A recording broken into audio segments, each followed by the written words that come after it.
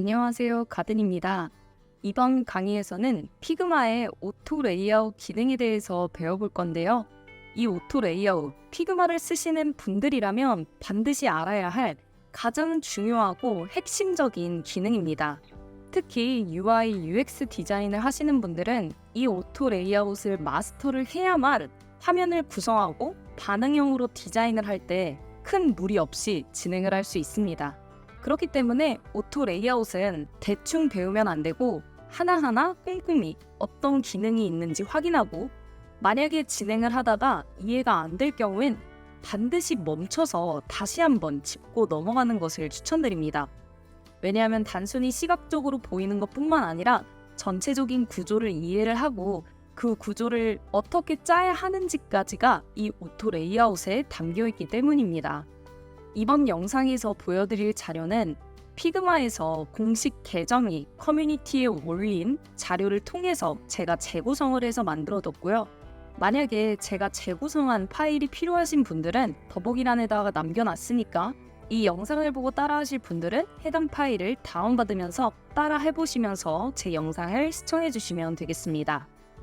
그럼 먼저 오토 레이아웃의 기초부터 말씀을 드리겠습니다. 먼저 오토 레이아웃에 대해서 알아야겠죠. 먼저 피그마의 오토 레이아웃은 프레임과 컴포넌트에 추가할 수 있는 기능이다 라고 정의를 했는데요.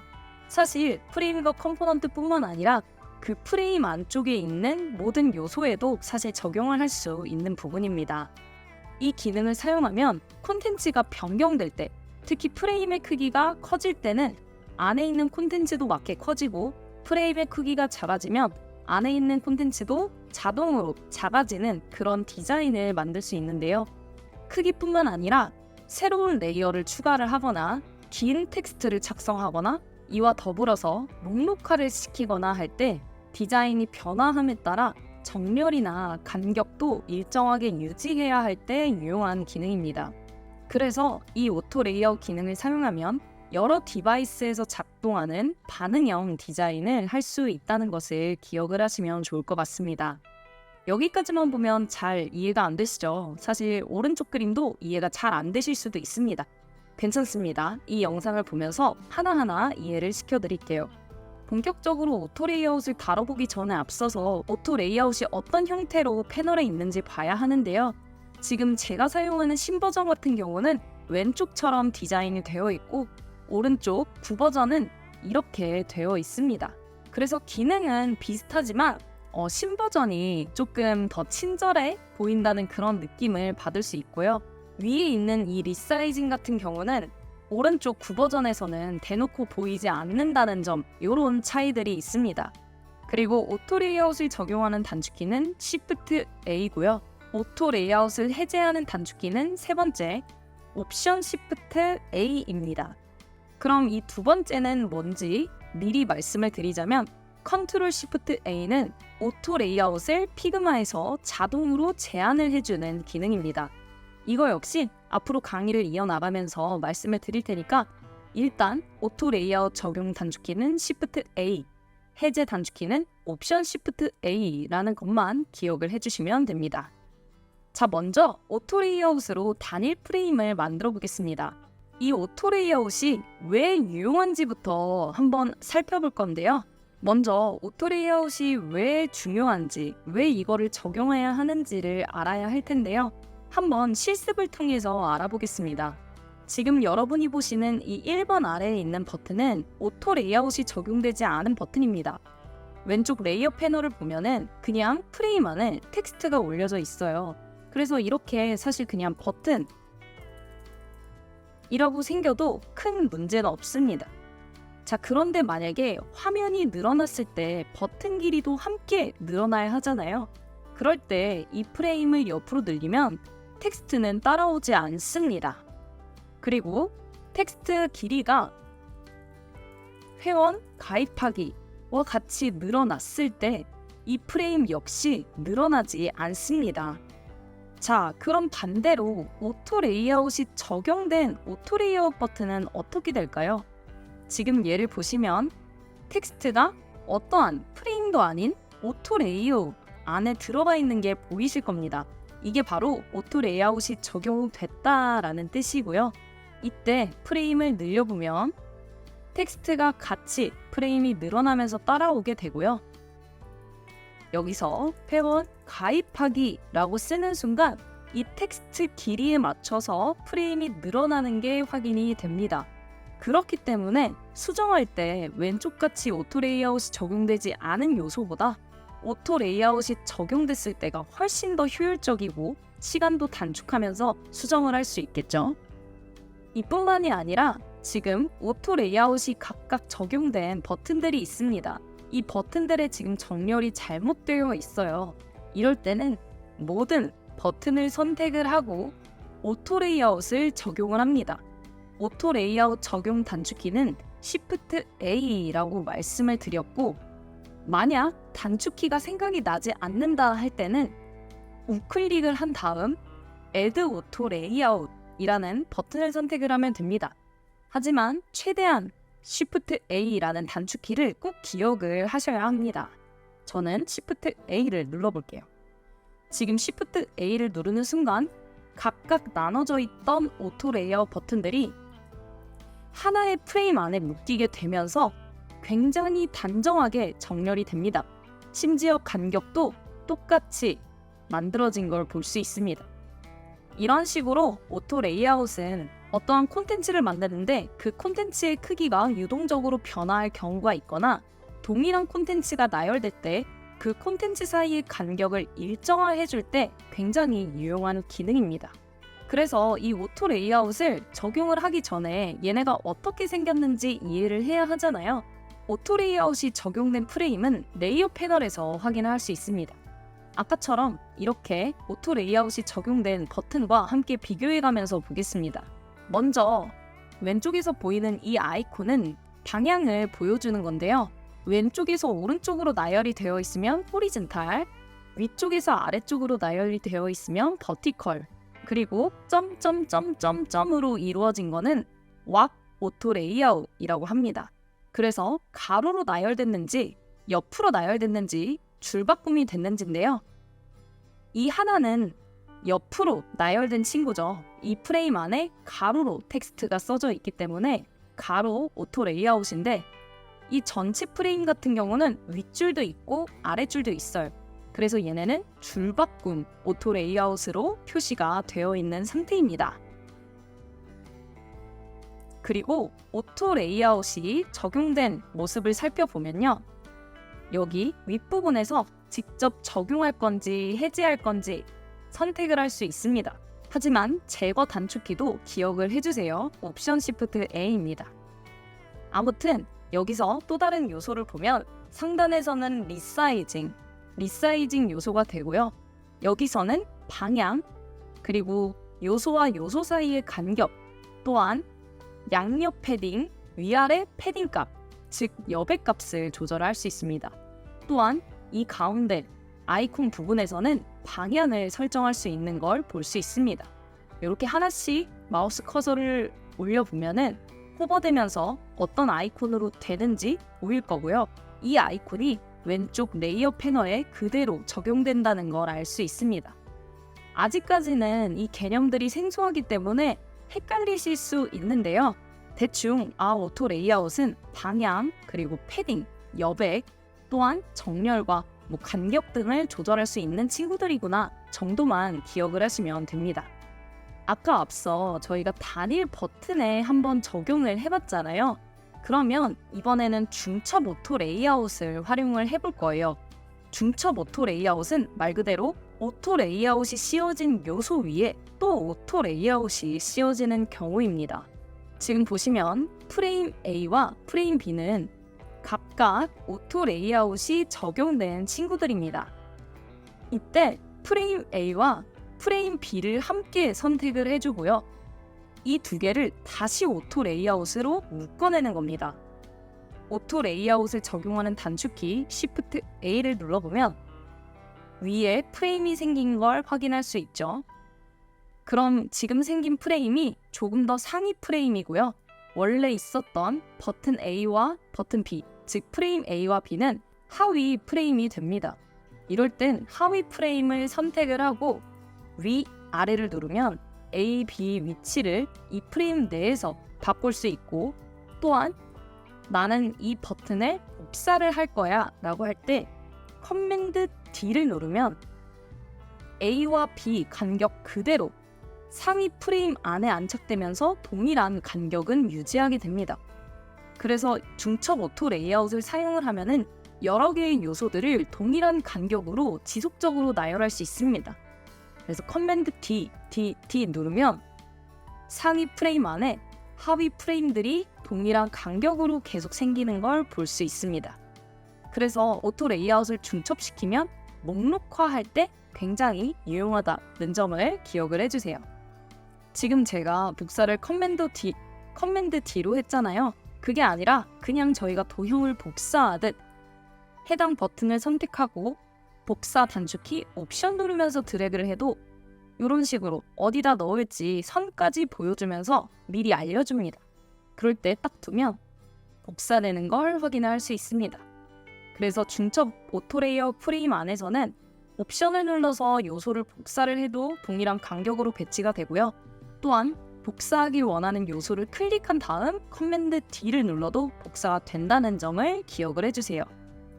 자, 제가 말씀드렸죠. 이 중첩 오토 레이아웃은 항목과 목록화를 할 때 굉장히 유용하다고 말씀을 드렸는데요. 이런 식으로 투두 리스트를 만들 때 굉장히 유용하다는 걸 알 수 있습니다. 예를 들어 강아지랑 호수공원 산책하기 밑에 또 하나의 리스트를 만들 거예요. 그때 커맨드 D를 누르면 똑같이 복사가 되고 이 상태에서 수정을 할 수 있겠죠. 유튜브 영상 만들기. 이렇게 새로운 투두 리스트를 복사를 했습니다. 간격도 그대로 유지된 걸 확인을 할 수 있어요. 그런데 이 유튜브 영상 만들기 전에 디자인 레퍼런스를 찾는 게 먼저다라는 생각이 들면 이 디자인 레퍼런스 항목, 이 프레임을 선택을 하고 위로 올려줄 수도 있습니다. 그리고 강아지랑 호수공원 산책이 완료됐을 때 위에서 사용된 요소를 가져올 수도 있는데요. 이 체크박스를 여기다가 가져올 거예요. 그럴 때는 밑에 있는 체크박스를 변경하는 게 아니라 이 체크박스를 옵션을 누르면서 아래쪽으로 드래그를 하는데 지금 보면 여기다가 위치할래? 라고 물어보죠. 이 안에다가 둡니다.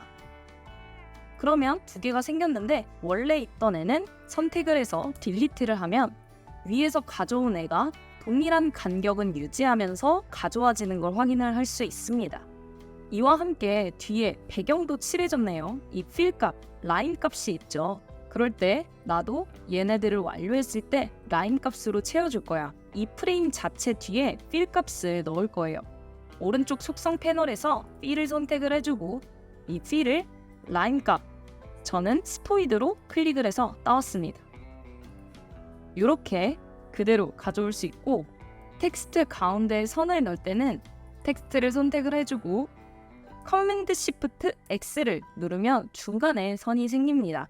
사실 이 중간에 선을 만드는 거는 그렇게 중요한 기능은 아니지만 어쨌든 여기서 똑같이 따라가기 위해서 제가 말씀을 드렸습니다. 여기서 한 가지 더 해보겠습니다. 이 밀린 넷플릭스 드라마 보기와 강아지랑 호수공원 산책하기는 이미 완료된 친구들이잖아요. 그렇기 때문에 아직 완료를 하지 않은 리스트가 더 중요하다고 생각이 들더라고요. 그래서 얘네 둘의 순서를 아래쪽으로 내려볼 거예요. 지금 프레임이 선택된 게 보이시죠? 두 가지 프레임을 선택 그리고 Shift 누르면서 한 번 더 클릭을 했고요. 아래로 내릴 거니까 키보드에서 아래 버튼을 누르면 맨 아래로 내려와지는 걸 확인을 할 수 있습니다. 자, 이렇게 해서 오토 레이아웃의 기초 기능에 대해서 이해를 했다면 이제는 좀 더 세부적인 패딩, 방향, 정렬과 간격을 조정하는 방법에 대해서 배워보겠습니다. 첫 번째로 패딩이라는 용어에 대해서 알아보겠습니다. 패딩은 겨울에 입는 그 패딩이 아니고 쉽게 말해서 여백 값이라고 생각을 하면 됩니다.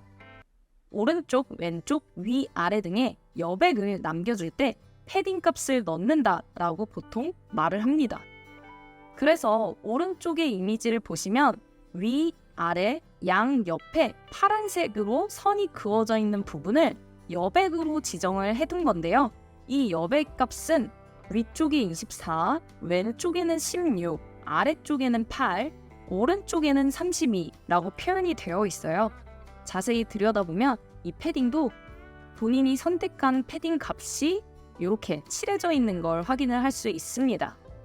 그럼 저희도 한번 패딩 값을 조정을 해보겠습니다.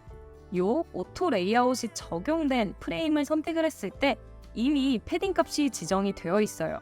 왼쪽에 마우스 커서를 올렸을 때 32라고 표현이 되어 있죠. 그리고 위쪽엔 24, 오른쪽에는 16, 아래쪽에는 20이라는 패딩 값이 지정이 되어 있는 거예요. 만약에 나는 이 양옆을 32와 16이라는 다른 수치로 되어 있는데 얘네들을 동일하게 만들고 싶어 할 때는 옵션을 누르면서 드래그를 해주면 이 패딩 값을 동일하게 만들 수 있습니다. 그래서 지금 32로 제가 조정을 했고 오른쪽에 보면 32로 똑같이 조정된 걸 확인할 수 있습니다. 물론 개별적으로 조정을 할 때는 마우스 커서를 올리고 그냥 위아래로 드래그를 하면 해당 패딩 값이 늘어났다가 줄어들게 할 수 있고 아래쪽 역시 아래로 내리면 패딩 값이 늘어나고 위로 올리면 패딩 값이 줄어드는 걸 확인할 수 있습니다. 그런데 만약에 위아래 양옆을 모두 다 동일한 패딩 값으로 바꾸고 싶어요. 그럴 때는 옵션을 누르면서 시프트를 함께 누르면서 드래그를 해주면 이렇게 30, 30, 30, 30 사방이 다 똑같은 패딩 값을 갖게 됩니다. 지금 저는 화면을 보면서 직접 패딩 값을 움직이면서 조절을 했는데요. 이 방법 말고도 오른쪽 오토 레이아웃 패널에 가셔서요. 이 화면이 보이실 겁니다. 이 아래쪽에 각각 레프트 패딩, 탑 패딩, 라이트 패딩, 버튼 패딩으로 나눠져 있어서 내가 직접 패딩 값을 지정을 해줄 수도 있습니다. 이런 식으로 말이죠. 그래서 오른쪽에 있는 인디비주얼 패딩이 클릭이 되지 않으면 이런 식으로 각각 패딩 값을 보여주고 있고 이때 그냥 하나의 숫자만 입력을 하게 되면 양옆 모두 똑같은 패딩 값을 갖게 됩니다. 그리고 이렇게 있다가 나는 개별적으로 패딩을 수정할 거야 라고 하면 오른쪽 인디비주얼 패딩 아이콘을 클릭을 해서 개별적으로 또 패딩 값을 조정을 할 수 있다는 점 기억을 해주세요. 자, 이렇게 해서 패딩에 대한 얘기는 끝났고요. 다음으로 간격에 대해서 알아봅시다. 간격은 패딩과는 별개로 객체와 객체 사이에 존재하는 그 간격 값을 얘기를 합니다. 그리고 간격은 양수와 음수 모두 가능한 점도 기억을 해주세요. 한번 직접 간격 값을 조정을 해볼 건데요. 지금 파란색 부분은 다 이해를 했죠? 이것들은 패딩 값인데요. 가운데 있는 분홍색 선, 이게 바로 간격 값입니다. 그래서 이 간격 값 역시 패딩을 조절했던 것과 마찬가지로 옆으로 드래그, 이렇게 드래그를 해서 직접 조절을 할 수 있고 이 간격은 동일한 간격으로 조절이 되고 있어요. 이 간격도 오른쪽 오토 레이아웃 패널에서 조절 가능한데요. 패딩 위쪽에 호리즌탈 갭 비트윈 오브젝트라고 되어 있습니다. 이때 직접 드래그를 해서 또 움직일 수 있고 아니면 수치를 입력해서 간격을 조정해 줄 수 있습니다. 지금은 객체들이 왼쪽에서 오른쪽으로 가로로 나열이 되어 있는데요. 만약에 위에서 아래로 나열된 경우에는 위와 아래, 즉 버티컬 간격 값을 조절을 할 수 있겠죠. 그래서 여기 밑에 보면은 간격 같은 경우는 가로 간격도 조절할 수 있고 세로로 배치되어 있다면 세로 간격도 조절이 가능하다라고 되어 있습니다. 자, 그럼 이 간격 값이 현재는 양수인데요. 음수도 될 수 있다고 했잖아요. 음수가 되면 어떻게 되냐? 이렇게 오브젝트와 오브젝트들이 겹치게 됩니다. 그래서 현재는 마이너스 24기 때문에 이 간격을 좁혀서 오히려 겹치게 만들어준 거예요. 이런 식으로 디자인 표현도 가능하다는 점도 한번 참고를 해주시면 좋을 것 같습니다. 자, 이렇게 해서 패딩과 간격에 대해서 알아봤는데요. 이 둘은 어떻게 보면 하나의 프레임을 구성하는 친구이기도 해요. 그래서 패딩과 간격을 함께 조정해보는 실습을 해보겠습니다. 지금 내비게이션 바 웹사이트에 내비게이션 바가 준비가 되어 있는데요. 이 프레임을 우선 선택을 해줍니다. 그리고 오른쪽 패딩 값을 더 길게 늘려줄 거예요. 이럴 때 두 가지 방법이 있다고 말씀을 드렸죠.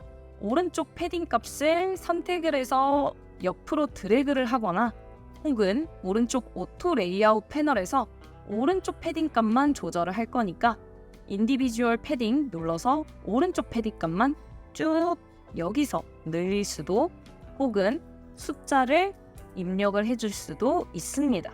자, 그리고 이 각각의 메뉴들 사이에 간격을 조정을 해볼 거예요. 이 프레임을 선택을 했을 때 분홍색 선이 나오죠. 지금 보면 20으로 간격이 동일하게 나열이 되어 있는데요. 이 간격도 옆으로 드래그를 해서 움직이면 이런 식으로 간격이 늘어나면서 옆에 전체 프레임도 함께 늘어나는 걸 확인을 할 수 있습니다. 이때 만약에 패딩이 너무 넓어진 것 같다 그러면 패딩 값을 이런 식으로 조절을 할 수 있겠죠. 여기까지 하시면 패딩 값과 간격 조정을 앞으로도 할 수 있으실 거예요. 자, 그리고 다음에는 방향을 한번 보겠습니다. 방향은 말 그대로 가로로 있냐 세로로 있냐 그건데요. 지금 보시면 가로로 된 프레임 그리고 세로로 된 프레임이 있는데 가로로 되어 있을 때는 호리즌탈 레이아웃이라고 해서 아이콘이 이렇게 보여지고요. 위에서 아래로 세로로 나열이 되어 있을 땐 버티컬 레이아웃으로 아이콘이 위에서 아래로 나열이 되어 있습니다. 그리고 마지막으로 왑 레이아웃의 경우 한 줄이 두 줄으로 바뀌면서 아이콘 역시 땡땡땡 땡땡 이렇게 해서 위에 3개 아래 2개 등 줄바꿈으로 바뀐 걸 볼 수 있어요. 자, 그러면 각각 한번 적용을 해볼 거예요. 선택이 안 되는 요소들 말고 선택이 되는 요소들을 보면은 프레임 가로를 한번 볼게요. 오른쪽 오토 레이아웃 보면 방향이 호리즌탈 레이아웃으로 되어 있죠. 그리고 아이콘도 왼쪽에서 오른쪽으로 선이 그어진 형태입니다. 그리고 그 옆에 제가 똑같은 가로로 된 프레임을 배치를 했는데요. 이 프레임을 방향을 세로로 만들 거예요. 이 프레임을 선택을 하고 방향키를 아래를 보고 있는 이 방향키 버티컬 레이아웃 방향키를 눌러주면 이런 식으로 세로로 나열이 됩니다. 자, 그리고 이 가로는 오른쪽처럼 줄바꿈으로 해볼 건데요. 이 프레임도 선택을 한 다음 오른쪽 방향키에서 줄바꿈 왑을 선택을 해주는데 지금은 표현이 되지 않습니다. 왜냐하면 얘네들을 잡고 있는 바운딩 박스가 이미 충분히 크기 때문이에요. 이때 바운딩 박스가 작아졌다는 가정하에 왼쪽으로 드래그를 해보면 바운딩 박스가 작아지는 만큼 초과되는 애들이 자연스럽게 아랫줄로 내려오는 걸 확인을 할 수 있습니다. 이런 식으로 방향을 바꾸는 겁니다. 그럼 이런 방향을 어떻게 적용하는지 한번 보겠습니다.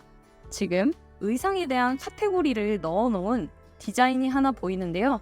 이 요소의 방향을 오른쪽으로 바꿀 거예요. 방향의 지금 보면 아래로 내려와 있는데 오른쪽 호리즌탈 레이아웃을 선택을 하면 옆으로 나열이 되고요. 이때 프레임 크기를 줄여보면 아무런 변화도 일어나지 않습니다. 얘네들은 그냥 자기네 방향 그대로 있어요. 그럼 얘네들을 프레임에 맞춰서 아랫줄로 내리고자 할 때는 어떻게 해야 할까요? 이 방향을 왑으로 바꿔주면 되겠죠. 왑을 누르고 프레임을 줄여보면 이 프레임이 작아지면서 프레임을 초과하는 요소들은 아래쪽으로 내려가는 걸 확인할 수 있습니다. 더 줄여보면 이렇게 원래대로 되어 있지만 지금 보다시피 얘네들은 아래 방향이 아니다. 그래서 프레임 크기가 늘어날 때는 또 옆으로 올 수 있다라는 점을 확인할 수 있습니다. 자, 다음으로 정렬입니다. 정렬은 프레임 내에 있는 이 요소들을 어디를 기준으로 정렬을 시킬 건지를 정하게 되는데요. 지금 첫 번째 같은 경우는 가운데를 중심으로 정렬이 되어 있죠. 실제로 오른쪽 오토 레이아웃에서 이 판을 통해서 정렬을 정할 수 있는데요. 지금 중앙, 가운데에 위치해 있는 걸 볼 수 있습니다. 그래서 얼라인 센터라고 되어 있는데 두 번째 친구는 왼쪽 정렬로 바꿔볼게요. 그러면 오른쪽 레이아웃에서 센터가 아닌 왼쪽에 있는 얼라인 레프트를 누르면 왼쪽을 기준으로 정렬이 되고요. 세 번째는 오른쪽으로 정렬하겠습니다. 오른쪽 레이아웃 패널에서 Align Right를 선택을 하면 이런 식으로 오른쪽을 기준으로 정렬된 걸 확인할 수 있습니다. 자, 근데 전체적으로 프레임이 이렇게 넓은데 지금 위와 아래 공간이 많이 있어요. 그럴 때 가운데에 있는 요 정렬 아이콘을 더블 클릭하면 전체 프레임에 맞춰서 얘네들이 쫙 펼쳐집니다. 마찬가지로 프레임 크기에 맞게 펼쳐지기 때문에 프레임이 작으면 겹쳐질 수도 있고 프레임이 크면 큰 만큼 펼쳐집니다. 왼쪽과 오른쪽도 한번 아이콘을 더블 클릭해서 어떤 변화가 일어나는지 직접 확인을 해보세요. 자, 이제 마지막으로는 간격. 간격은 아까 배웠는데 자동 간격이라는 개념이 나옵니다. 앞서 보여드렸던 이 펼치기, 이 정렬에서 펼치기를 할 때 보통 이 자동 간격도 같이 활용이 되는데요. 오토 레이아웃의 프레임 간격은 아까 저희가 직접 설정을 했어요. 드래그를 하기도 하고 숫자를 입력할 수도 있었는데요. 사실 자동으로도 설정을 할 수 있습니다. 그래서 원래는 보통 이렇게 간격들이 알아서 숫자로 설정이 되어 있지만 오토로도 설정을 할 수 있어요. 이런 프레임 같은 경우에는 지금 보면 간격이 16으로 설정이 되어 있죠. 그리고 오른쪽 오토 레이아웃에서 정렬을 보면 왼쪽을 기준으로 정렬되어 있는 걸 볼 수 있습니다. 실제로 안에 있는 세 가지 모두 왼쪽을 기준으로 정렬이 되어 있죠. 이때 이 간격을 오토로 만들어 볼 거예요. 이 간격을 오토로 만드는 방법은 더블클릭을 했을 때 이렇게 위에 간격을 어떤 숫자로 입력할지 물어봅니다. 이때 딜리트를 눌러서 아무것도 쓰지 않은 상태로 엔터를 눌러주면 오토가 되면서 오른쪽 오토 레이아웃을 보시면은 아까 왼쪽에 치우쳐져 있던 얼라인이 더블 클릭한 것처럼 전체적으로 정렬이 되어 있죠. 즉, 이 오토는 나는 간격은 프레임에 따라 내가 자동으로 넓힐 거야 라는 뜻이라고 보면 됩니다.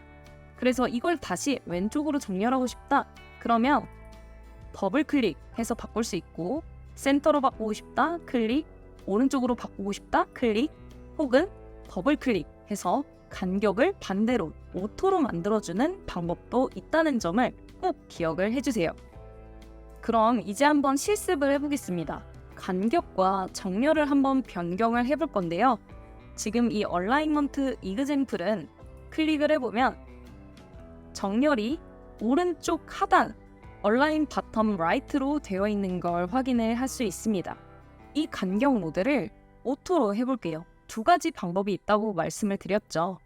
여기서 이거를 더블 클릭을 하거나 혹은 사이에 있는 간격을 더블 클릭, 다시 더블 클릭해서 딜리트를 눌러서 아무런 숫자가 없게 한 다음 엔터를 누르면 오토로 바뀐다는 점.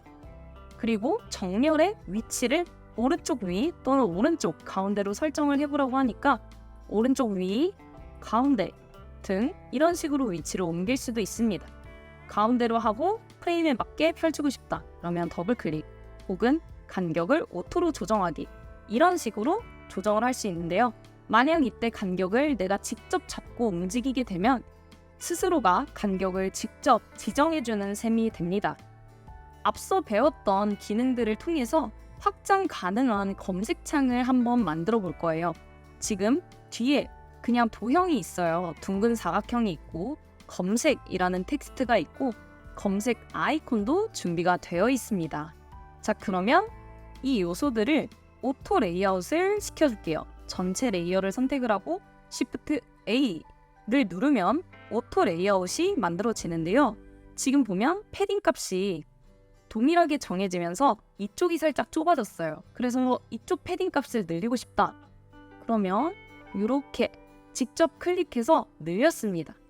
전체 프레임을 늘려보면요. 이런 식으로 바뀌게 되는데요. 왜냐하면 얘네가 이렇게 바뀔 수 있는 이유는 펼쳐져 있기 때문이에요. 만약에 정렬이 펼쳐져 있지 않고 오른쪽에만 몰려있으면 이 검색창이 굳이 오른쪽 끝으로 갈 필요가 없죠. 그렇기 때문에 자신이 원래 있던 자리에 머무는 겁니다. 그럼 반대로 오른쪽 정렬을 하게 된다면 검색창이 오른쪽으로 따라오게 되겠죠. 그렇기 때문에 얘네들은 검색은 왼쪽에, 검색 아이콘은 오른쪽에 있어야 하기 때문에 펼쳐서 확장 가능한 검색창으로 만들어 주셔야 됩니다. 그래야 프레임을 줄이고 늘렸을 때 각자 본인의 위치에 잘 있게 되고요. 이런 식으로 조절이 가능하다는 점 기억을 해주세요. 자, 이제 세 번째는 리사이징입니다. 이 오토 레이아웃과 함께 쓸 수 있는 기능인 리사이징 역시 오토 레이아웃만큼 매우 중요하고, 오토 레이아웃만 알고 이 리사이징을 활용을 하지 못하면은 결론적으로 반응형 디자인을 할 수 없기 때문입니다. 그래서 매우 중요한 파트라는 점을 기억을 하고 또 하나하나 차근차근 따라해 보겠습니다. 자, 이 리사이징은 뭐냐? 리사이징은 내부에 있는 콘텐츠에 따라서 오토 레이아웃의 프레임 크기가 바뀌는 방식을 결정하는 겁니다. 이게 무슨 말인지 헷갈릴 수 있는데요. 지금 보시는 것처럼 이 안쪽에 있는 사각형, 보라색 사각형과 하늘색 사각형이 어떤 리사이징 값을 갖느냐에 따라 오른쪽처럼 될지 아니면 오른쪽처럼 안 될지를 결정을 하는 거예요.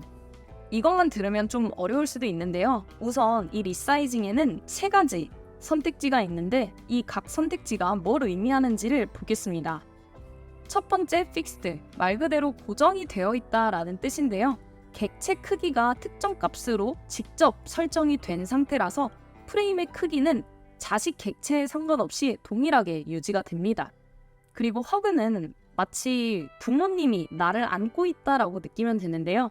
자식 객체의 크기에 따라서 상위 프레임, 즉 그 객체를 안고 있는 프레임의 크기가 바뀐다는 겁니다.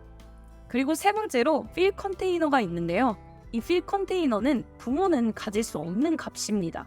그래서 자식 객체만 적용을 할 수 있는 옵션인데, 이 필 컨테이너가 설정되면 나는 부모님을 따라갈래, 부모 객체, 상위 객체의 넓이 혹은 높이와 일치하도록 조정할 수 있도록 본인을 필로 바꾸는 거라고 합니다.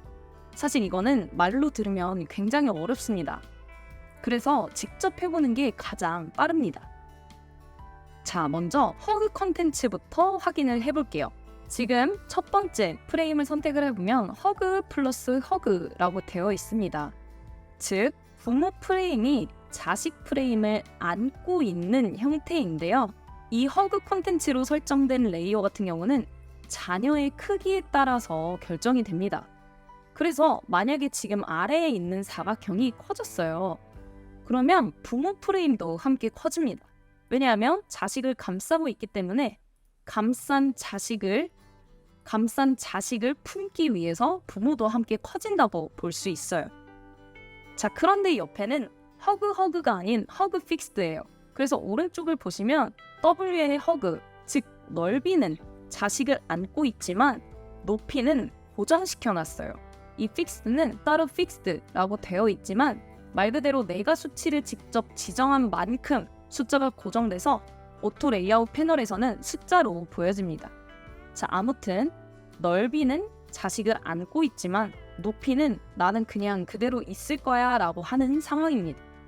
아래 사각형을 똑같이 넓혀보면 옆으로는 늘어나죠. 왜냐하면 옆에는 부모님이 안고 있는데 아래로 내리면 늘어나지 않습니다. 그 이유는 아래는 고정을 시켜놨기 때문이에요. 넓이, 너는 자식을 안고 있지만 나는 그냥 180 사이즈만큼만 있을래 라고 고정을 시켜놨기 때문에 허그와는 다르게 얘네들은 아래쪽까지 늘어나진 않습니다. 그래서 만약에 이거를 허그로 바꾸고 싶으면 높이 역시 허그 컨텐츠로 바꾸면 늘어난 자식만큼 부모의 몸도 커지게 됩니다. 자, 이렇게 해서 허그 컨텐츠를 이해하셨으면 다음으로 픽스드 사이즈에 가보겠습니다. 아까 허그 볼 때 픽스드에 대한 이해는 살짝 하셨죠? 내가 직접 지정한 수치만큼 있는 게 바로 픽스드 사이즈인데요. 지금 예시 하나를 선택을 해보면은 부모의 값이 픽스드인 걸 확인할 수 있습니다. 오른쪽에 보시면 넓이 고정되어 있고 높이도 고정이 되어 있어요. 그리고 안에 있는 자식도 고정이 되어 있고 고정이 되어 있고 고정이 되어 있어요. 그래서 이 프레임, 부모 프레임이 움직이면 자식은 반응을 하지 않습니다. 왜냐하면 이 자식도 본인의 값을 갖고 있거든요. 그리고 부모도 자기를 품어주고 있지 않거든요. 그리고 자식 역시 자식이 커졌을 때 부모는 반응하지 않습니다. 자, 그리고 옆에는 부모는 고정으로 설정을 하고요. 똑같이 240과 200으로 설정을 하되 자식을 각각 필로 설정을 했습니다. 넓이 필, 높이도 필로 했는데 이러면 어떤 변화가 일어날지 한번 보겠습니다. 부모 프레임을 잡고 늘렸을 때 자식도 함께 커집니다. 이 말이 뭐냐면 자식은 늘 부모를 채운다 라는 필 값을 갖기 때문에 부모가 자신을 품던 품지 않던 본인의 값을 가지던 말던 그냥 부모님을 따라서 이렇게 움직인다라고 보시면 됩니다. 이렇게 해서 픽스드 사이즈까지 알아봤고요. 다음으로 필 컨테이너인데요. 앞에서도 필 컨테이너의 특징을 좀 잠깐 말씀을 드리긴 했는데 좀 더 자세하게 알아볼게요. 자, 지금 오른쪽 첫 번째는 부모가 고정되어 있습니다. 부모 프레임 240에 129로 조정이 되어 있는데요. 이때 자식은 필 1로 설정을 했습니다. 그러면 부모가 늘어날 때 자식도 함께 늘어난다라고 말씀을 드렸는데요. 여기서 한번 자식을 늘려볼게요. 이 자식 값을 옵션을 눌러서 하나를 더 옆에다가 지금 복사를 하고 있어요. 그랬는데 부모는 크기가 변하지 않습니다. 왜냐하면 부모 값은 고정 값을 갖고 있거든요. 자식은 부모를 따라 변하긴 하지만 자식이 늘어남에 따라 부모의 값은 변하지 않는다라는 걸 확인을 할 수 있었고요. 지금 오른쪽은 부모는 허그로 되어 있습니다. 즉 자식을 품고 있다라고 보여지고 지금 안쪽에 있는 자식 값이 픽스로 되어 있는데 이 두 개를 모두 선택해서 필 값으로 바꿔볼게요. 필 컨테이너 그리고 필 컨테이너로 바꾼 다음 이 자식과 부모 프레임을 선택한 다음 늘렸을 때 부모님에 따라 자식도 움직이는 걸 확인을 할 수 있고요. 이 원리는 자식은 부모님을 따라간다라고 했고 부모님은 자식을 품고 있으니 서로에게 맞춰서 움직이는 거라고 볼 수 있고요. 자, 다시 부모 프레임을 허그로 바꾼 다음 자식을 하나 더 늘리면 이렇게 부모님 크기도 함께 늘어납니다. 왜냐하면 부모님은 자식을 품고 있기 때문에 한 명이 더 생기면 그만큼 부모도 커지는 거라고 볼 수 있습니다.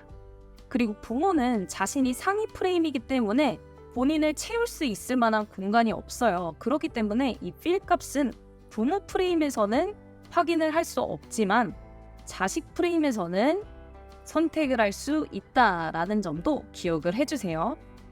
이렇게 해서 픽스드, 허그, 필 값에 대해 알아봤고요. 그 다음에 최소, 최대, 넓이와 높이를 설정하는 방법에 대해서 알려드리겠습니다. 이 오토 레이아웃은 이 자식과 프레임 값을 무한으로 늘릴 수 있잖아요. 하지만 어느 순간 넘어가면 내가 디자인했던 형태가 깨지거나 아니면 내가 최소로 디자인했던 것보다 더 줄어들게 되면 거의 안 보이게 될 수도 있기 때문에 최소값과 최대값을 설정해 주는 것도 굉장히 중요합니다.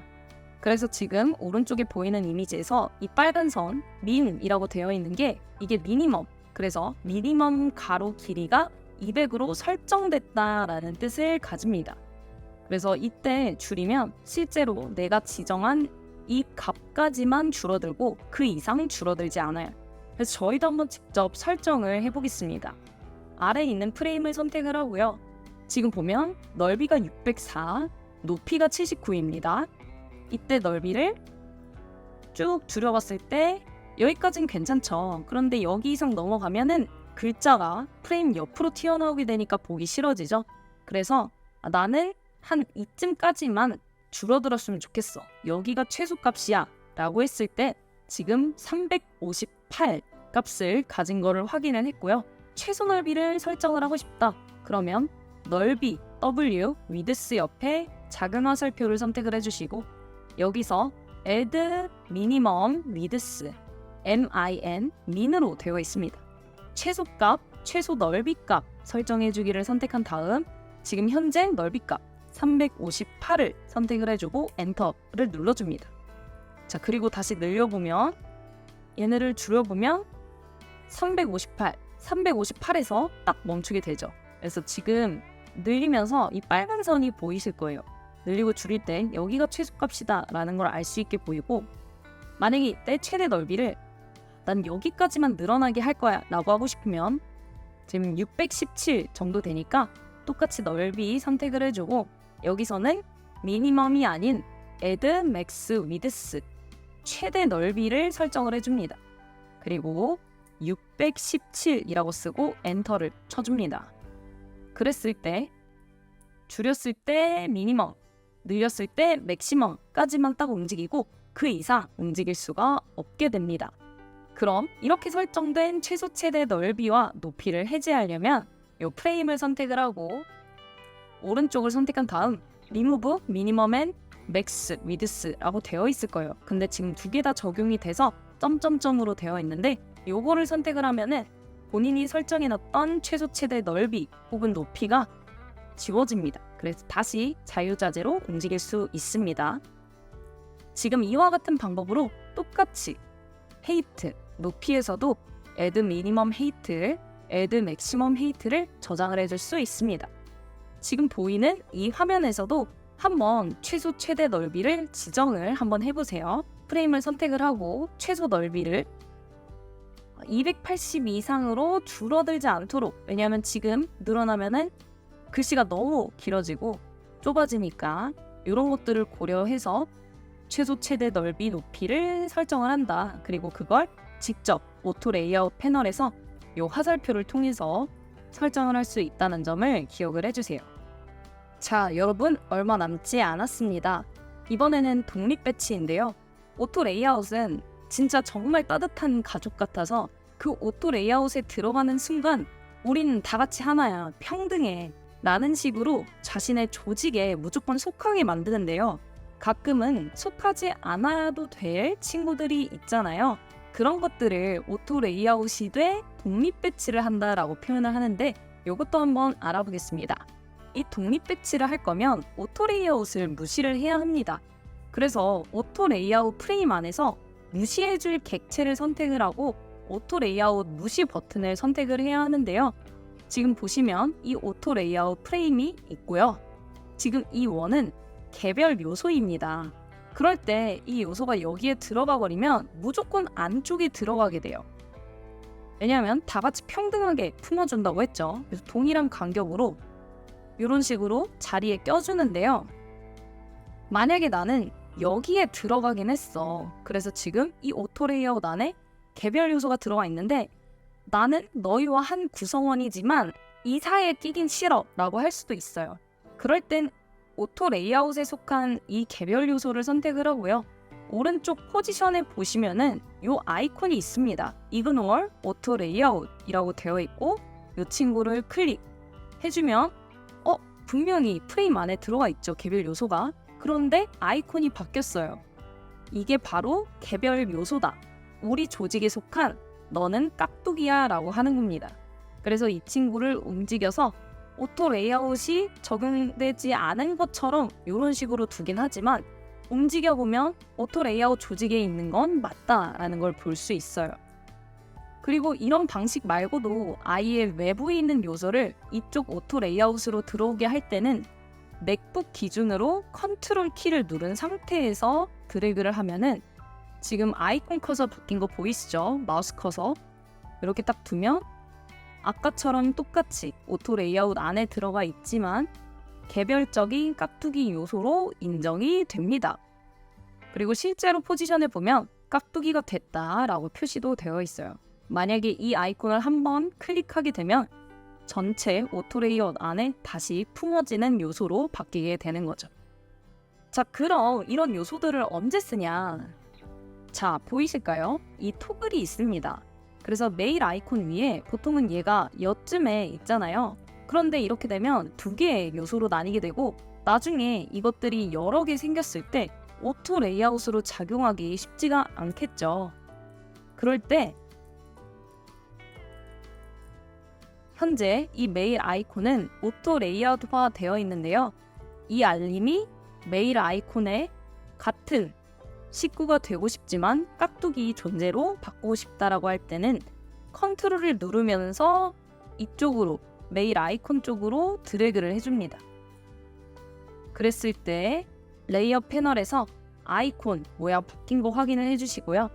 내가 원하는 위치에 두면 이제부터는 한 세트, 하나의 오토 레이아웃 조직으로 움직이게 됩니다.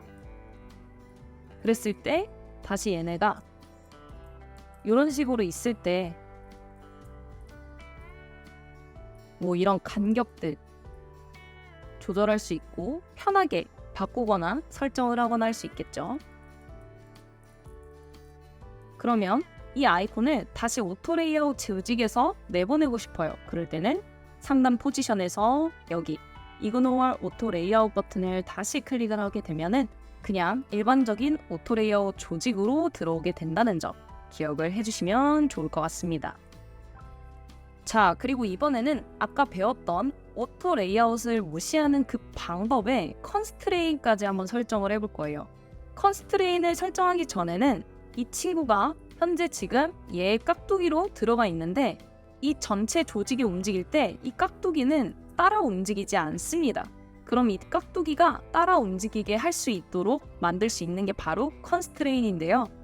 이 프레임 안에서 똑같이 깍두기를 선택을 해주고요. 깍두기를 선택을 했을 때 다른 점을 한번 볼게요. 오른쪽은 컨스트레인이 위쪽 왼쪽으로 되어 있지만 두 번째 컨스트레인이 설정되었을 때는 위쪽 오른쪽으로 되어 있습니다.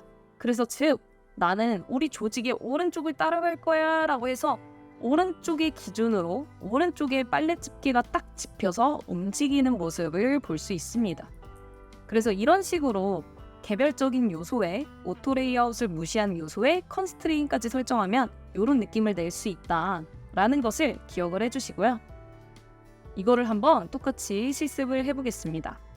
여기는 컨스트레인이 적용되기 전이라 프레임이 늘어났을 때 저 100 아이콘은 움직이지 않아요.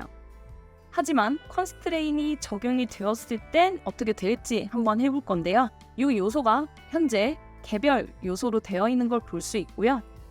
이 깍두기를 컨스트레인 오른쪽으로 나는 오른쪽만 따라가게 만들 거야 라고 했을 때 이렇게 드래그 했을 때 오른쪽으로 따라가는 거 보이시죠? 그래서 이 컨스트레인은 어떤 아이콘, 뭐 어떤 버튼, 어떤 컨텐츠를 만드느냐에 따라서 컨스트레인 위치도 바뀔 텐데요. 아무튼 이 개별 요소에도 컨스트레인을 적용할 수 있다는 점까지 기억을 해주세요. 자, 이제 마지막입니다. 마지막은 오토 레이아웃을 오토로 제한해주는 신박한 기능인데요. 말 그대로 너가 구조 보고 자동으로 오토 레이아웃 만들어줘 라는 기능인데요. 이것도 막무가내로 쓰시면 안 되고 써야 할 때가 있습니다. 이런 식으로 구조가 굉장히 복잡화된 경우에는 내가 직접 오토 레이아웃을 짜는 것보다는 이 오토 레이아웃을 제한받는 게 더 편한 상황이 될 수도 있어요.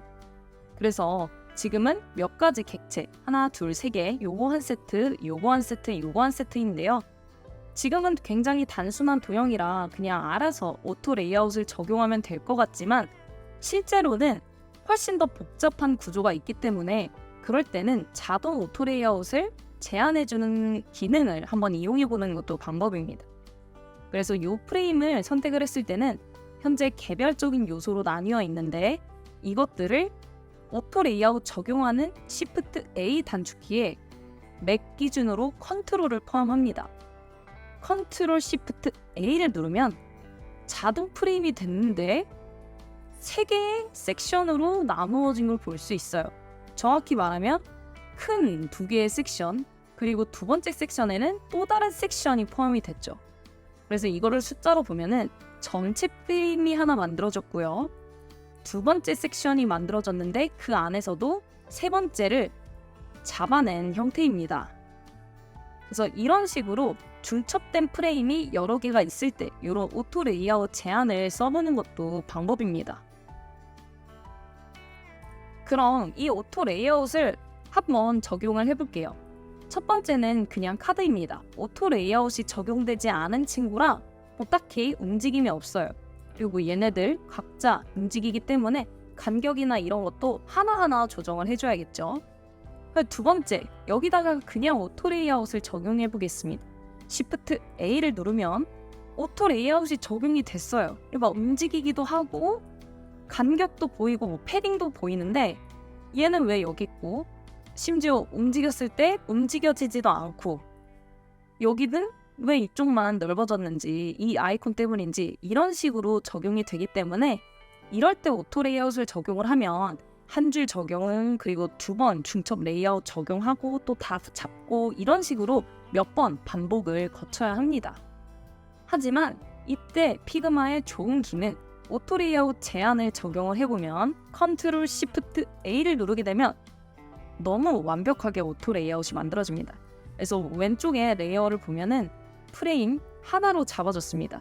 이 각각의 요소들을 하나의 프레임으로 묶어줬고요.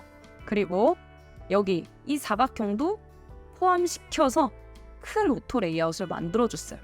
그래서 움직여보면 정말 내가 원하는 대로 옆으로 늘렸을 때 잘 반응이 될 수 있도록 알아서 구조를 짜줬습니다. 너무 대단한 기능이죠. 하지만 이 기능이 편하다고 해서 이 컨트롤 시프트 A만 쓰다 보면은 이 오토 레이아웃 본연의 기능, 얘네가 할 수 있는 역할을 잊어먹게 될 테니까 최대한 시프트 A, 그냥 오토 레이아웃을 어떤 식으로 적용하는지를 조금 더 생각을 한 다음 그것도 도저히 안 되겠다 하면은 이 컨트롤 시프트 A를 활용해 보는 걸 추천을 드립니다. 자, 이렇게 해서 이번 강의에서는 오토 레이아웃을 굉장히 심층적으로 한번 확인을 해봤습니다. 지금은 굉장히 쉽게 따라하고 또 이해가 잘 될 수도 있지만 또 막상 실무에 적용해보면 어렵고 헷갈리는 게 바로 이 오토 레이아웃이거든요. 하지만 지금 여러분들은 처음부터 끝까지 오토 레이아웃의 전반적인 기능을 완벽히 이해를 하고 또 적용하는 실습까지 해봤기 때문에 훨씬 더 수월하게 실무에도 적용을 할 수 있을 거라고 생각을 합니다. 앞으로 유익한 피그마 강의 많이 업로드 될 거니까 도움이 되셨다면 구독과 좋아요 잊지 마세요.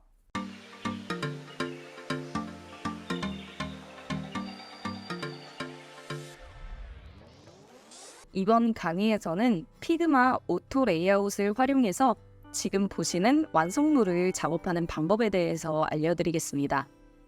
피그마 오토 레이아웃 기능을 아직 학습하지 않은 분들, 잘 모르시는 분들은 제 영상 중 오토 레이아웃의 모든 것이라는 영상을 시청을 하고 들으시면 좋을 것 같고요.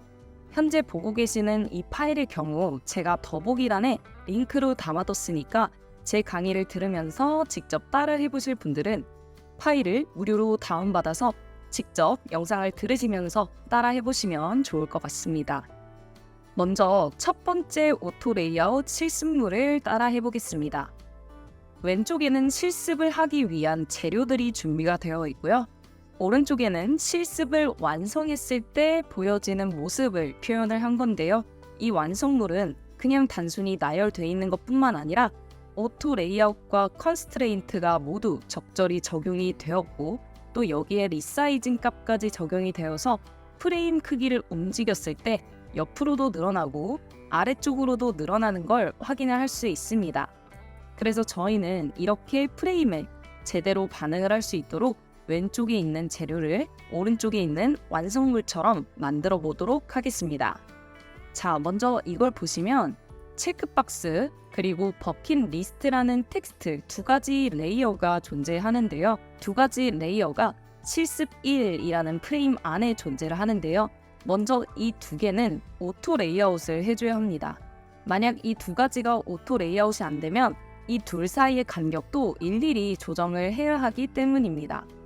그렇기 때문에 Shift A를 눌러서 오토 레이아웃을 적용하게 된다면 지금 보시는 것처럼 두 레이어 사이의 간격을 자유자재로 조절을 할 수 있는 매우 효율적인 기능이 적용이 됩니다.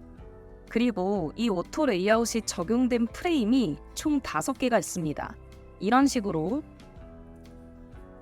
5개가 나열이 되어 있기 때문에 5줄 이상은 무조건 들어간다는 내용이잖아요. 그렇기 때문에 중첩 오토 레이아웃을 사용을 해줘야 됩니다. 임의로 옵션을 눌러서 하나를 복사한 다음 이 2개의 프레임을 함께 선택해서 다시 한번 오토 레이아웃 적용 Shift A를 적용하게 되면 이 프레임 35 안에 프레임 33과 프레임 34가 들어가 있죠.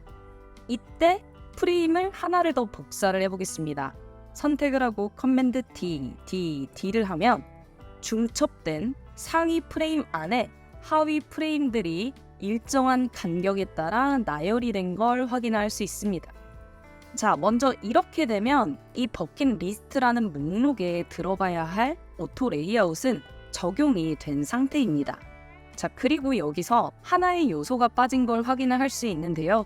오른쪽 완성물을 보시면 선이 하나가 들어가 있습니다. 저희도 이 각각의 5개 사이에 선을 하나씩 넣어 볼 텐데요. 이 선은 사각형 도구 옆에 있는 화살표를 눌러서 라인을 눌러도 되고요. 혹은 단축키 L을 누르면서 드래그를 해도 됩니다. 이때 Shift를 함께 누르면 직선으로 만들어질 수 있습니다. 자, 이렇게 해서 만든 선이 있는데요. 이 선을 그냥 오토 레이아웃 안쪽으로 가져오면 지금 적용이 안 돼 있는데, 왜냐하면 프레임 밖에 있기 때문입니다. 그럴 때 왼쪽 레이어 패널에서 라인을 상위 프레임 안쪽에 넣어만 주셔도 이런 식으로 오토 레이아웃과 하나의 가족이 됨을 확인을 할 수 있습니다. 이 선을 드래그해서 가져올 수도 있지만, 만약에 드래그가 잘 안 된다 할 때는 왼쪽 레이어 패널에서 프레임 사이에 이렇게 넣어줄 수도 있습니다. 지금은 흰색이라 잘 안 보여서 스트로크 색을 우선 검정으로 바꿔봤고요. 이 라인을 복사하고 싶다 옵션 누르면서 복사. 오토 레이아웃 안에서는 방향키로 조절할 수 있습니다. 이런 식으로 아래쪽으로 향하는 방향키를 눌러서 레이어를 아래로 보낼 수 있어요. 그래서 앞으로 2개의 선이 더 필요하니까 저는 커맨드 D를 눌러서 각각 아래쪽으로 클릭해서 아래쪽으로 보내줬습니다. 그렇게 되면 이 라인과 텍스트, 프레임 모두 레이어 패널에서 프레임 1, 라인, 프레임 1, 라인, 프레임 라인 이런 식으로 잘 정리가 된 걸 확인을 할 수 있습니다. 자, 여기까지만 해도 오른쪽과 얼추 비슷한 느낌이 나죠. 자, 그런데 지금 보시면 바운딩 박스가 조금 이상하다고 느껴질 수도 있고, 이렇게 늘렸을 때 전혀 반응을 하지 않습니다. 반면 오른쪽 같은 경우는 이 전체가 움직일 때마다 선도 함께 움직이죠. 그래서 저희도 선과 함께 움직일 수 있도록 바꿔볼 거예요. 이 선의 속성을 한번 살펴볼까요? 이 선을 선택을 하면은 넓이가 픽스드로 되어 있습니다. 즉 본인의 값을 그대로 유지하겠다라는 뜻이죠. 이 선을 필로 바꿔줍니다. 그러면 본인보다 상위에 있는 프레임 35에 맞춰서 길이가 착 줄어들죠. 즉 나는 부무 프레임의 크기를 따라가겠다라는 뜻으로 바뀐 겁니다. 그래서 이럴 때는 선의 넓이를 필로 해주는 게 맞습니다.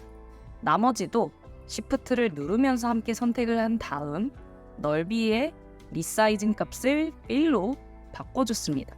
그랬을 때 이 35라는 프레임을 옆으로 늘리면 선이 같이 따라오게 됩니다. 자, 그러면은 선은 잘 따라오는데 지금 이 바운딩 박스가 줄어들 때, 프레임 크기가 줄어들 때 안쪽에 있는 텍스트는 전혀 미동도 하지 않습니다. 이 텍스트의 리사이징 속성도 한번 바꿔보겠습니다. 텍스트를 더블 클릭해보면은 분명 여기는 넓이 값이 필로 잘 되어 있어요. 자, 한 번 더 더블 클릭해볼게요. 더블 클릭해보면 이제 텍스트의 리사이징 값을 레이아웃해서 확인할 수 있는데 위드스, 넓이가 허그로 되어 있습니다.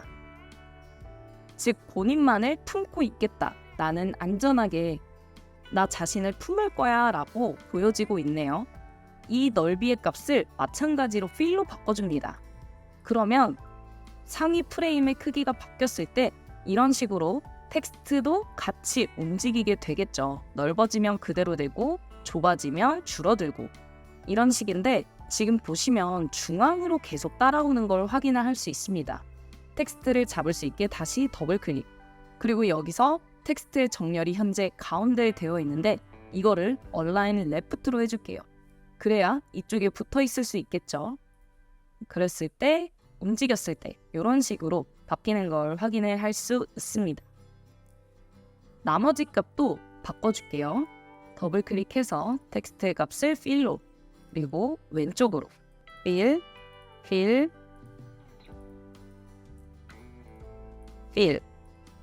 그리고 지금 보시면 텍스트를 선택을 했을 때 전체 오토 레이아웃까지 쫙 꽉 찬 걸 볼 수 있습니다. 다시 한번 이 상위 프레임을 움직여 보면 이런 식으로 움직이는 걸 확인을 할 수 있습니다. 자, 그러면 이제 이 텍스트 박스가 잘 움직이는 걸 확인을 했으니 이 전체 프레임과 함께 움직일 수 있도록, 전체 프레임이 움직였을 때 얘네도 바뀔 수 있도록 한번 해볼 건데요. 오른쪽과 다른 점을 먼저 비교해보자면 오른쪽은 이 프레임의 크기가 실습 1이라는 프레임 크기와 똑같습니다. 상위 프레임이 전체 프레임 크기와 똑같은데 저희가 지금 만든 거는 상위 프레임이 전체 프레임 크기와 일치하지 않습니다. 그래서 이 바운딩 박스를 전체 프레임과 똑같이 만들어줄 텐데요. 이때 필요한 게 패딩 값입니다. 왜냐하면 지금 패딩 값이 0이기 때문에 여백이 없기 때문에 이런 현상이 나타나는 거예요. 그래서 나는 지금 요만큼의 여백을 두고 이 값을 고정을 시키고 싶어 라고 할 때는 요 간격을 알아야 하잖아요. 이때 옵션을 누르면 각각의 간격이 보입니다. 그래서 지금 왼쪽이 64라고 되어 있고 위에는 71이라고 되어 있는데 저는 68 정도로 패딩을 맞춰볼 거예요. 위, 아래, 좌우 모두 68로 바꿀 겁니다. 이때 오토 레이아웃이 적용되는 프레임의 패딩 값은 오른쪽 오토 레이아웃에서 직접 적용을 할 수 있습니다. 여기서 68 그리고 오른쪽에 68이라고 적용을 하면은 이런 식으로 패딩 값이 생기게 되고요.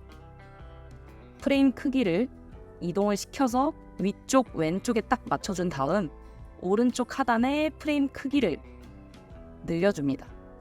그러면 오른쪽과 마찬가지로 프레임의 크기가 전체 프레임 크기에 딱 맞게 되었어요. 자, 그리고 나서 다시 프레임을 선택을 해서 움직여보면 이럴 때도 아직 미동이 없습니다. 이렇게 미동이 없는 이유는 얘네의 컨스트레인트 값이 왼쪽과 오른쪽에 붙어있기 때문입니다. 이미 누가 빨래로 왼쪽과 오른쪽에 빨래 집게를 딱 고정을 시켜놨어요. 그럴 때 나는 양옆으로 늘어나게 하고 싶다. 그러면 왼쪽뿐만이 아닌 오른쪽에도 고정을 해야 하고요. 위쪽뿐만이 아니라 아래쪽도 같이 고정을 해야 합니다. 그래서 레프트, 라이트, 탑 앤 바텀이 된 상태에서 다시 움직여보면 이렇게 움직이는 걸 확인을 할 수 있는데 아직 아래쪽은 움직이지 않죠. 왜냐하면 얘네는 정렬이 왼쪽 위쪽에 정렬이 되어 있기 때문입니다. 그래서 프레임이 늘어날 때 이 프레임 내에서 쫙 펼쳐져서 간격을 유지하면은 아래쪽까지 원활하게 움직일 수 있는데요. 프레임을 선택을 하고 지금 왼쪽 위로 되어 있는 프레임을 더블 클릭한다면 전체 프레임에 맞춰서 늘어날 수 있게끔 마치 아코디언처럼 이런 식으로 반응을 하게 됩니다. 이런 식으로 반응을 하게 됩니다.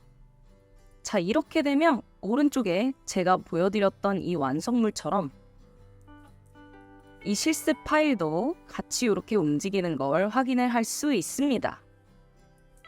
만약에 오른쪽처럼 조금 더 상단에 여백이 있었으면 좋겠다 할 때는 이때 프레임의 각각의 패딩 값을 이런 식으로 늘려주면 됩니다.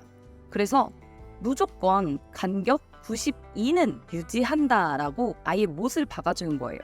아래쪽도 마찬가지로 조금 더 여백이 유지되었으면 좋겠다면은 패딩 값을 조절을 해서 위에는 92값, 옆에는 68값, 그리고 아래는 84값을 무조건 유지한 채로 움직였을 때 반응하도록 조정을 할 수 있습니다.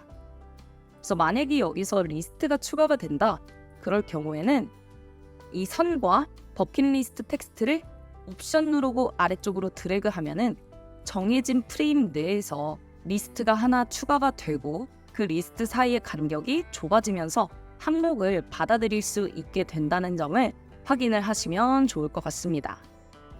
자, 이번엔 두 번째 실습인데요. 마찬가지로 왼쪽에 있는 제가 드린 요소들을 가지고 오른쪽에 있는 실습2 완성물을 만들어 보실 건데, 이 실습2 완성물의 프레임을 한번 움직여 보면 옆으로 이만큼만 움직이고 여기까지만 움직여집니다. 그리고 아래쪽으로도 여기까지만 움직여서 이게 최대 프레임 크기고 최소 프레임은 이렇게 됩니다.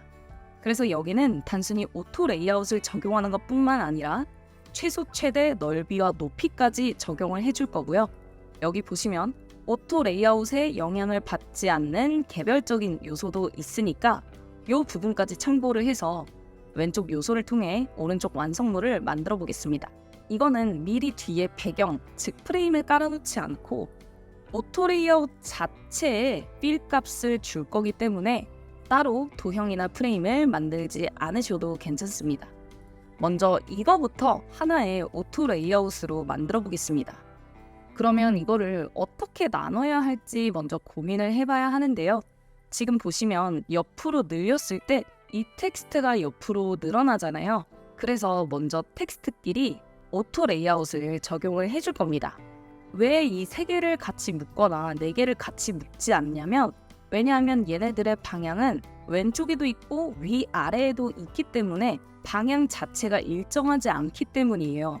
그래서 위아래에 있는 텍스트, 즉 방향이 정해져 있는 텍스트끼리 먼저 Shift A로 오토 레이아웃을 적용을 해줍니다. 텍스트에 오토 레이아웃을 적용을 했으면 이번엔 원이랑 같이 잡고 오토 레이아웃을 적용을 할 거예요. 좌측 방향으로 오토 레이아웃이 적용되겠죠. Shift A를 눌러서 적용을 해줍니다. 그러면 이때 프레임 이름은 원 플러스 텍스트 라고 하겠습니다. 자, 그 다음 이 원과 뒤에 있는 사각형, 둥근 사각형 역시 하나의 프레임으로 만들어줄 수 있겠죠. 요 3가지 요소를 다시 한번 잡고 Shift A를 누르게 되면 39라는 프레임 안에 원 텍스트 프레임 그리고 텍스트 프레임이 함께 들어가 있는 건데요. 텍스트 프레임이 가장 하위 프레임, 그리고 원과 텍스트를 합친 게 그 중간 프레임, 마지막으로 프레임 39가 상위 프레임인데 이 프레임 이름은 리스트로 적어보겠습니다. 자, 근데 이 리스트에 전체적으로 이 요소들이 좀 위에 쏠려 있어요. 이거는 정렬이 위쪽에 되어 있어서 그런데요. 오른쪽 오토 레이아웃 패널 보시면은 레프트 탑으로 되어 있네요. 이거를 레프트 얼라인 레프트 중앙으로 바꿔보면 왼쪽에 정렬되어 있대 이 수평선을 기준으로 가운데에 있게 할 수 있습니다.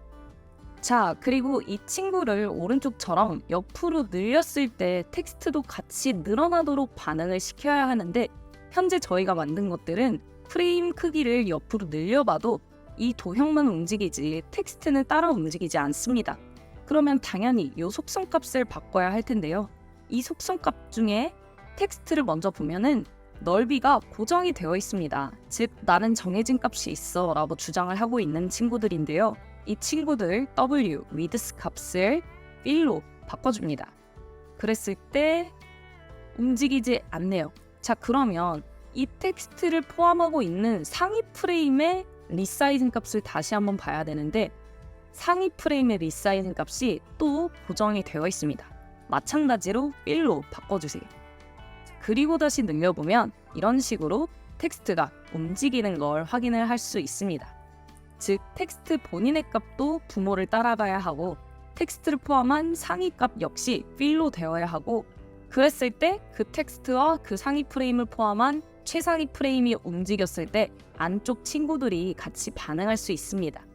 자, 그런데 지금 텍스트를 보면 위쪽으로 올라가 있어요. 그래서 정렬을 살펴보니까 중앙에 잘 배치되어 있는 걸 확인할 수 있습니다. 자, 그래서 뭐가 문제인지 하나씩 클릭을 해보니까 얘는 잘 포함이 되어 있는데, 지금 두 번째 친구는 불필요하게 아랫줄이 함께 잡혀 있습니다. 자, 그래서 더블 클릭을 해서 커서를 없애봤는데 그럼에도 움직이지가 않아요. 자, 그럴 때는 옆에 컨테이너 값을 한번 봐야 합니다. 지금 W, width, 넓이는 fill로 되어 있는데 H, 높이는 고정이 되어 있어요. 나는 너가 2줄이든 1줄이든 3줄이든 나는 105 값을 유지할 거야 인데 이렇게 되면 안 되겠죠. 그래서 이 높이 같은 경우는 본인만 포함할 수 있도록 허그 값을 눌러줘서 바꿔야 합니다. 만약에 이 fill로 바꾸면은 아마 움직이지 않을 거예요. 왜냐하면 어차피 이 전체를 채워야 하기 때문이죠. 그래서 너는 그냥 너만 포함해 할 때는 높이 값을 허그 컨텐츠로 바꿔줘야 한다. 그래야 이 리스트를 움직였을 때 이런 식으로 잘 움직이는 걸 확인을 할 수 있습니다. 그리고 여기 패딩 값을 조절을 해서 간격을 직접 바꿀 수도 있다는 점도 한번 체크를 하고 넘어가 보겠습니다. 자, 우선 이렇게 하나의 리스트가 완성이 되었어요. 이 리스트가 총 5개가 있죠. 그래서 다시 한 번 더 중첩 레이어를 사용을 해줄 겁니다. 리스트를 옵션 누르고 복사. 그리고 이 2개의 리스트를 다 같이 선택한 뒤에 Shift A를 눌러서 전체 프레임으로 만들어줍니다. 그래서 얘네들은 전체의 프레임이라고 이름을 바꿔줬고요. 이 프레임 안에서 각각의 요소들은 동일한 간격으로 계속 오토 레이아웃 안에 복사를 할 수 있기 때문에 커맨드 D를 눌러서 총 5개의 리스트로 전체 프레임을 구성을 해줬습니다. 자, 이때 넓이 넓혀보면은 아까 저희가 설정해놨던 값으로 잘 늘어나는 거 확인을 할 수 있고, 이 간격이 너무 넓다. 그럴 때는 이렇게 줄이는 게 아니라요. 이 간격 값에 마우스 커서를 올리고 드래그를 하셔서 줄여야 합니다. 자, 이렇게 만들고 나서 상단에 텍스트가 하나가 있습니다. 버킷리스트라는 텍스트가 있는데요. 텍스트를 써보겠습니다. T를 눌러서 색상은 검정으로 했는데 지금 보면 전체 프레임이라고 말씀을 드렸죠, 얘네가. 그래서 이 전체 프레임 뒤에 필 값을 우선 넣어줄 겁니다. 필 누르고 색상은 흰색이 아니라 제가 민트색 컬러로 넣어놨는데요. 이렇게 보면은 프레임 안쪽에 색상이 채워진 걸 확인할 수 있고요. 각각 양옆에 여백이 있죠. 양옆, 상하, 좌우에 여백이 있는데 이것도 프레임 내에서 바로 여백을 넣어줄 수 있습니다. 만약에 여기서 여백 값을 확인을 하고 싶다면 아무거나 선택을 한 다음 옵션을 눌러보면 각각의 여백 값이 나오게 됩니다. 지금 보면 100으로 되어 있어요. 그래서 저는 상하, 좌우 모두 100으로 패딩 값을 넣어보겠습니다. 패딩 값 100으로 넣어서 프레임 뒤쪽에 색상이 생길 수 있도록 만들었고요. 위쪽에는 패딩 값이 더 넓어야겠죠. 그래야 이 텍스트가 잘리지 않고 안쪽에 잘 들어올 수 있겠죠. 그래서 상단의 패딩 값을 쭉 늘려줬습니다. 반면 하단의 패딩 값은 조금 줄여줄 거고요. 다시 상단을 좀 늘려서 보기 좋게 만들어 봤습니다. 자, 그리고 이 텍스트는 프레임을 움직였을 때 따라오지 않으니까 우선 프레임 안쪽으로 텍스트 레이어를 넣어주겠습니다. 그랬을 때 상단의 패딩 값이 조절이 되기 때문에 다시 한 번 더 조절을 해주고 이런 식으로 만들어줬습니다. 자, 그래서 일단 어떻게 바뀌는지 한번 보겠습니다. 전체 프레임을 선택하고 양옆 늘리는 거는 문제가 없습니다. 그런데 아래로 내렸을 때 움직이지 않아요. 반면 오른쪽 완성물은 양옆 움직이는 거 가능하고 아래쪽까지 움직이면은 전체 프레임에 맞게 쭉쭉 늘어나는데요. 저희는 그렇지 않기 때문에 다시 한번 리사이징 값을 확인을 해볼 겁니다. 지금 넓이는 필로 되어 있지만 H, 높이, 헤이트는 값이 정해져 있어요. 마찬가지로 높이 값을 필로 바꿔줍니다. 그랬을 때 프레임을 늘려보면 내가 필 값으로 바꾼 친구만 같이 늘어나는 걸 확인을 할 수 있죠. 나머지 4개의 자식들 역시 높이의 리사이징 값을 필로 채워줍니다. 그랬을 때 프레임이 늘어나면 옆으로도 늘어나고 아래쪽으로 늘어나는 걸 확인할 수 있습니다. 그래서 모서리를 잡고 늘려보면 이런 식으로 전체적으로 잘 반응되는 걸 확인을 할 수 있습니다. 자, 그리고 여기에 첫 번째 프레임 오른쪽에 보면은 요소가 하나 추가가 되어 있습니다. 이 요소는 오토 레이아웃에 포함되지만 반응도 하지만 이 오토 레이아웃과는 별개로 취급받는 깍두기 친구예요. 그래서 우선 요소를 하나 만들어 볼게요. 저 요소는 별로 만들었습니다. 도형 도구에서 스타를 꺼내고 지금 꼭지점이 여러 개가 있죠. 그래서 이럴 때는 카운트를 쭉쭉쭉 늘려서 꼭지점을 많게 해준 다음 안쪽에 있는 거를 바깥쪽으로 레티오를 위로 올려서 좀 더 덜 날카로워 보이는 별로 만들었어요. 색상도 보라색으로 바꿔봤습니다. 자, 그리고 이 스타가 오토 레이아웃 안에 들어오게 되면 이런 식으로 어디에 넣어도 이렇게 오토 레이아웃과 함께 친구가 되려고 노력을 많이 합니다. 하지만 얘네들을 오토 레이아웃 안에 넣어주되 그렇지만 오토 레이아웃 적용을 받지 않는 그런 요소로 만들 때에는 맥 기준으로 컨트롤을 누른 다음에 이 안쪽으로 가져오면 지금 보이시나요? 레이어 패널에서 난 이 오토 레이아웃에 들어갈 거야 할 때 파란 선으로 잡힙니다. 그걸 확인을 한 다음 마우스를 떼주시고요. 그랬을 때 레이어를 보시면 별 주변에 사각형, 마치 카메라로 보는 듯한 아이콘이 생겨요. 이거는 깍두기라는 뜻입니다. 그래서 이 깍두기를 잘 움직여서 배치를 해줬어요. 그래서 어떻게 보면은 지금 이 프레임을 전체적으로 움직일 때 깍두기도 함께 움직이죠. 하지만 깍두기는 오토 레이아웃과는 별개로 자유자재로 이동도 시키고 크기도 줄이고 늘리고 할 수 있습니다. 그리고 옆으로 늘렸을 때 이 깍두기가 따라오게 하기 위해서는 이 친구의 컨스트레인 값을 바꿔야죠. 얘가 붙어있는 위치를 바꾸는 거예요. 그래서 빨래 집게를 오른쪽에다 꽂아주면 되겠죠. 그래야 이 프레임이 움직일 때, 즉 이 오토 레이아웃 자체 프레임이 움직일 때 이 깍두기도 오른쪽과 함께 움직이는 거를 볼 수 있습니다. 자, 이제 얼마 남지 않았습니다. 자, 이제 마지막으로 얘네들을 줄였을 때 이 텍스트들이 움직이는 게 보기 싫다. 그래서 딱 한 줄 여기까지만 보여지게 하고 싶다라고 할 때는 최소 넓이 값을 설정을 해야겠죠. 현재 줄인 넓이가 딱 적당하다 보니까 1493이네요. 이럴 때 넓이를 오른쪽 화살표를 누르고 Add Minimum Width 최소 넓이 설정 누른 다음 위 숫자랑 똑같이 선택해주면 됩니다. 1493이라고 써줬고요.